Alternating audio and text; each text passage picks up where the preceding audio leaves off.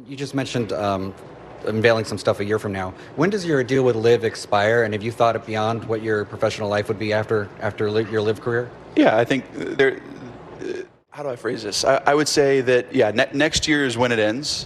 We're looking to negotiate end of this year. LIV Golf just set off a global shockwave, and Bryson DeChambeau might be the spark behind it. What caused it? A bold new rule that forces players to take LIV's game worldwide, and it's shaking up the entire sport. What started as a quiet policy tweak has erupted into one of the biggest power plays golf has ever seen. The move has fans buzzing, the PGA on edge, and Bryson standing right in the middle of the storm. Once golf's analytical genius, he's now become the face of a shift that could redefine how the game works. On the surface, it looks like business as usual, but behind the scenes, this is a high-stakes power move that could reshape golf's future and Bryson's place in it. Because beneath all the polished statements and smiling press photos, something much bigger is in motion, a global gambit that's changing everything.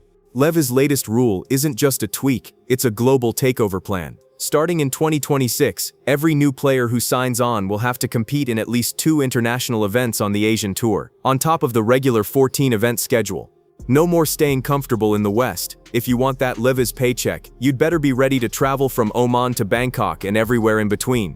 Greg Norman calls it a commitment to global growth, but not everyone's buying it. Critics say it's a smart-looking power grab dressed up in fancy PR. There is a lot of politics in golf in regards to the management and the way things are dealt with and everything like that. We are independent contractors, but we kind of sign away our media rights. Like, for example, I can't really post any of my sponsors on property on a golf course. And right in the center of it all stands Bryson DeChambeau, once known for his obsession with numbers, now acting as the unofficial face of LIV's global vision. Those trips he made to Oman and Qatar, they weren't random photo ops, they were part of the blueprint for LIV's worldwide expansion, and Bryson is the model player leading the charge. But this move isn't just about travel, it's about control. The kind of control that could shift the balance of power in golf, once and for all. Bryson isn't just a golfer anymore, he's the test case for LIV's next era. Word around the circuit says his original $150 million deal from 2022 is set to expire soon, and the number floating around for his renewal? A staggering $280 million. But insiders say the new LIV doesn't hand out blank checks anymore. The focus has shifted from loyalty to legacy, and Bryson's deal could be the one that decides whether this whole project can actually last. Still, this new global rule is more than a scheduling move. It's a clever backdoor into the world ranking system. Does it involve more thinking over the ball with each shot? Are there more things to think about? 100%. You're feeling the wind, how much it's coming into you, and if it's off the left or right, a lot more than normal. And okay, how do I feel? How to turn this into the... LIV has been fighting for legitimacy since day one, and by locking players into the Asian Tour, they might have finally found a way in. If it works, Bryson's global grind could give him the edge he's been chasing ever since the PGA tried to shut him out. Critics are calling it a desperate attempt at validation, but Bryson? He's embracing the chaos, smiling through every headline, and letting his game do the talking, because to him, this isn't just about winning tournaments, it's about rewriting his place in golf's history. Flashback to 2022, when Bryson DeChambeau went from golf's golden boy to public enemy #1 overnight. He was supposed to be the future, the young muscle-built genius who turned golf into a science experiment.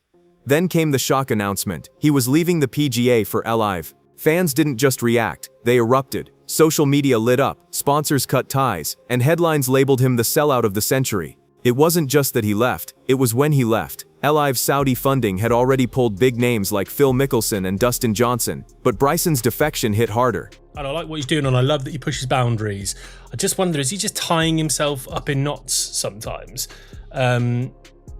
Is he overthinking? Now, people will say, no, look, he's won 2 US Opens, numerous LIV events, he's one of the better players in the world.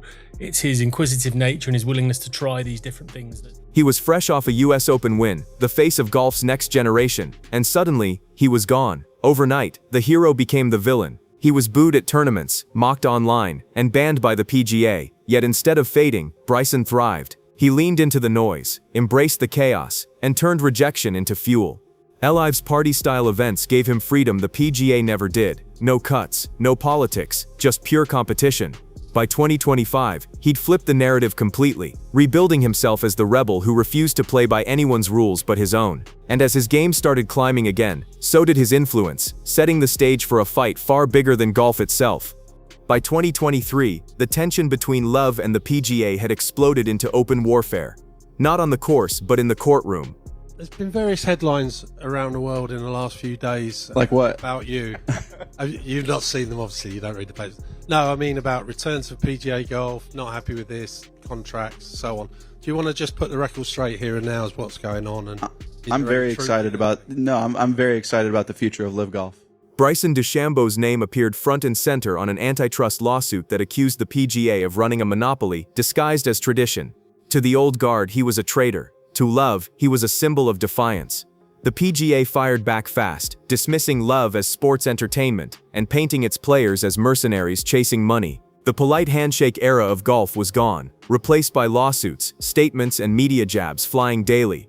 When the so-called framework agreement was announced later that year, it fixed nothing. Fans were confused, players were divided, and the future of golf looked messier than ever. Through it all, Bryson stayed loud, unapologetic, and ready to fight. His PGA suspension didn't silence him, it gave him a platform. Every interview, every quote, every viral clip turned him further into the face of golf's rebellion. But even after years of fighting, the war was far from over, and Bryson's next chapter would prove it. And I'm very excited. They see the value in me, I see the value in what they can provide. And I believe we'll come to some sort of resolution on that, and super excited for the future. Fast forward to 2025, and the divide between LIV and the PGA couldn't be wider. Bryson DeChambeau, still playing at an elite level, remained locked out of PGA-sanctioned events. He tried to enter the Pro-Tour Championship, even qualified through major points, but was denied. The message was loud and clear. Loyalty to LIV meant lifetime exile. When asked about it, Bryson didn't rant. He looked tired, almost resigned. "If they don't want to come together, that's on them," he said. Years of media storms and courtroom battles had changed him. The wild energy was still there, but now it came with focus. Meanwhile, PGA loyalists couldn't resist taking shots. Players like Michael Kim mocked him on social media, while others threw shade about LIV's shorter tournaments. Bryson clapped back with humor, joking about not being invited to the PGA's creator events despite being one of golf's biggest online stars. It was no longer just a fight between tours. It had turned into a cultural war, played out through memes and viral moments. I knew Bryson well enough to where these really caught me off guard since I started working for him. The first one was we were at the PGA on the practice green, and this guy was wearing them out. I mean, that's the thing about golf is like football, baseball, or whatever. It's like you have some chirping, but at least you get a break whether you go out to the outfield or... And just when it seemed like the noise might fade, the next battleground was already waiting, one of golf's oldest traditions. By the summer of 2025, golf's tension reached its breaking point, the Ryder Cup. What should have been a celebration of unity turned into a test of loyalty, and standing right in the middle of it all was Bryson DeChambeau. Despite earning enough points through his LIV performances and major finishes, he was told he couldn't represent Team USA. The official reason? Unfortunate circumstances. The real reason? Politics. LIV players were welcome to smile for photos, just not swing for their country. Still, Bryson being Bryson, he showed up anyway. He flew in from Dallas, shook hands, posed for team pictures, and watched from the sidelines while PGA loyalists practiced on his home turf.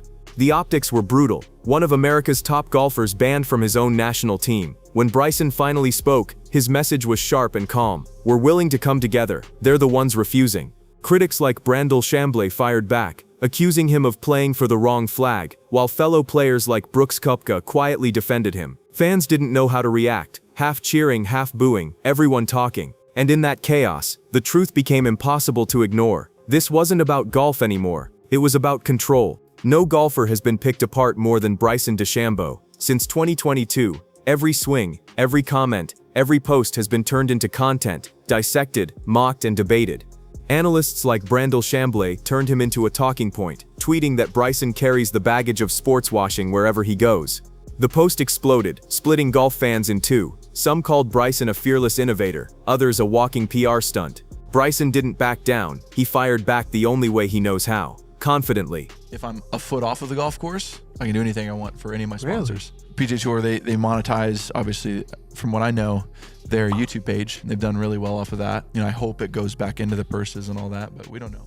"If I'm carrying baggage," he joked, "it's full of trophies."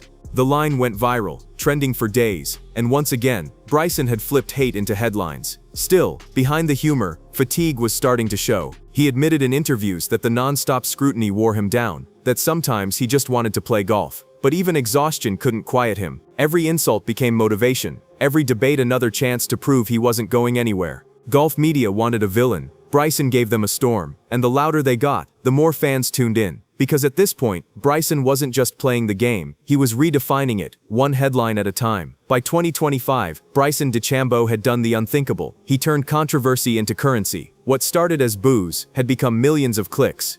At first, fans treated him like the villain of golf, shouting insults mid-swing and mocking every move. But Bryson didn't shy away. He leaned into it. He turned tension into entertainment, turning LIV tournaments into something that felt more like music festivals than golf events. Loud crowds, booming speakers, drinks in hand, and right in the middle, Bryson smiling, feeding off the energy. The more they booed, the more he thrived. That viral moment in LIV UK, when he paused mid-putt and grinned at a heckler saying, "They can't be serious," became instant meme gold.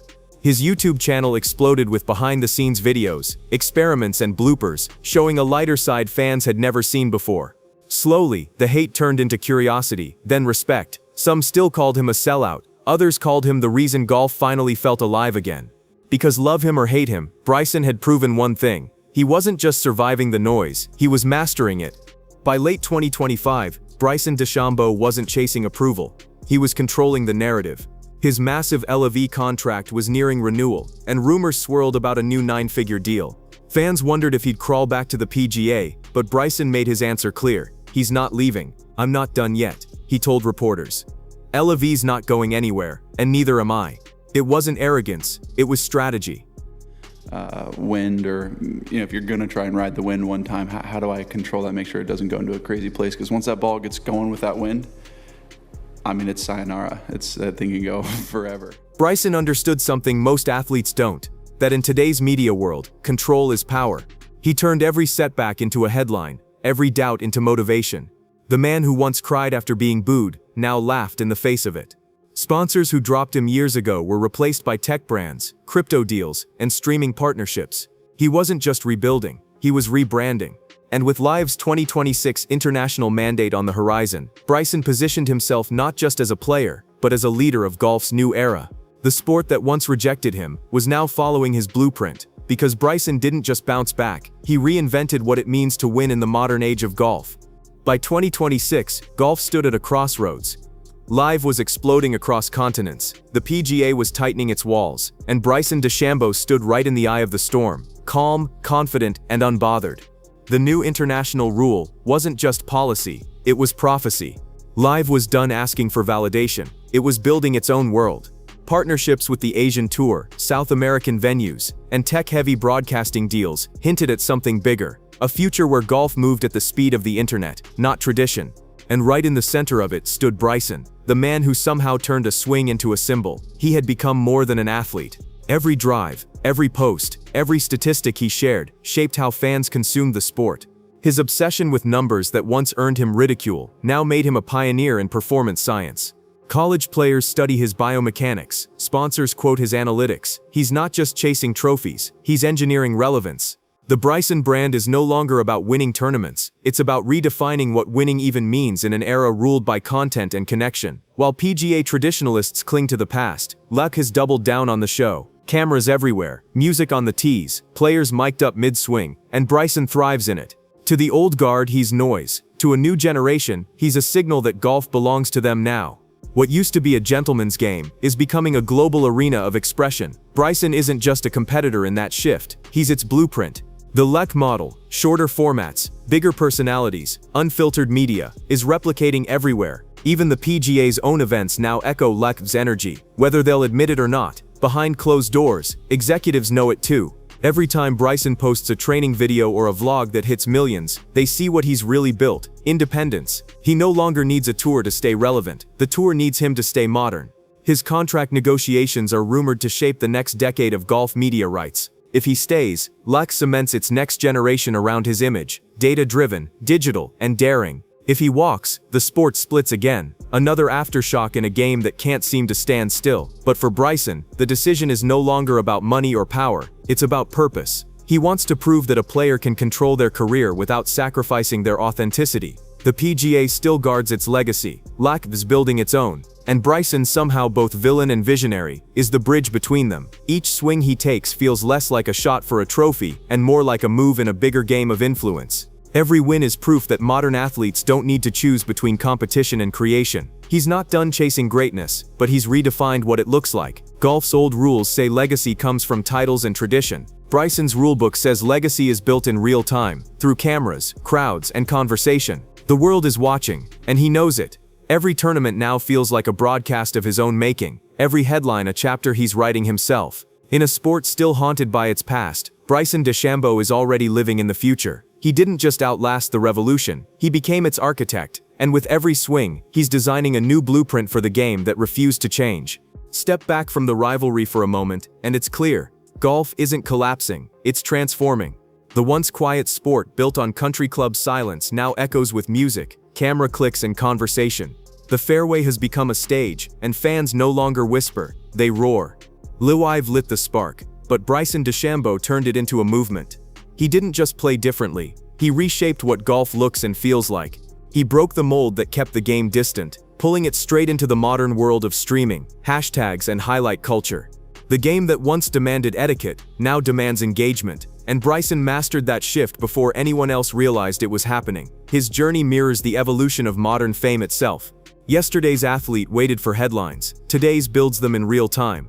Bryson became both competitor and creator, a man who understands that every drive, interview, and viral moment is part of the story. The same equations that guided his swing now guide his brand strategy. He's analytical, unpredictable, and unapologetically loud, a blend of scientist and showman that shouldn't work but somehow does. For every critic calling it spectacle, there's a generation of fans calling it progress. They don't want perfection polished by tradition, they want authenticity lit by chaos. And Bryson delivers it with every swing. This transformation reaches beyond golf. Across sports, athletes are claiming their narratives, merging performance with personality. The locker room is a studio, the tournament a global broadcast, and fans are participants rather than observers. Bryson sits at the center of that cultural quake. He represents the moment when data met drama, when numbers met noise, and together they built something electric. The same old guard that once dismissed social media now scrambles to copy his blueprint. Even PGA loyalists quietly borrow from his playbook, turning tournaments into entertainment events without admitting who inspired them. But evolution never comes without resistance. Bryson's rise forced golf's establishment to confront its reflection, a mirror showing a sport addicted to control. His defiance made him both a target and a teacher. The boos, the memes, the moral debates, they became the soundtrack of transformation. Yet through it all, he kept moving forward. Driven by something beyond money or fame, the belief that the game he loves deserves to grow, even if it grows loud. And maybe that's what truly unsettles his critics. Not that he broke the rules, but that he proved they weren't sacred. As 2026 looms, golf stands between two realities, one built on quiet prestige, the other on digital dynamism. Bryson bridges them both. He's the reminder that the next generation won't play by yesterday's standards, and the past won't fade without a fight. Whether fans love him or hate him, they tune in, and in this era that's victory. Because this isn't just Bryson DeChambeau's story, it's the story of a sport learning to live in the spotlight, louder, freer, and impossible to ignore. When the history books look back at this era, they won't talk about the lawsuits or the press conferences. They'll talk about the shift, about how one league dared to challenge tradition, and how one player became the face of that storm. Bryson DeChambeau didn't destroy golf's old system, he exposed its limits. He showed that the game could be louder, more unpredictable, and more connected to the modern world. From being branded a sellout to becoming a symbol of transformation, his journey mirrors golf's own evolution, messy, bold, and unstoppable. And whether you love him or hate him, it's hard to deny that he's changed the game forever.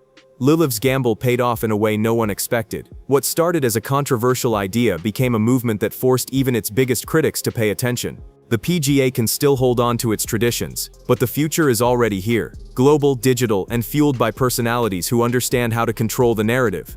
Bryson's not chasing forgiveness anymore, he's chasing legacy. He's built his own empire, from viral clips to international titles, and he's made golf impossible to ignore. The quiet fairways of yesterday have turned into stadiums filled with energy, sound, and stories that reach beyond the course. Golf will never return to the old days of polite applause and silence between swings. Those days are gone, replaced by noise, passion, and the chaos that keeps fans watching.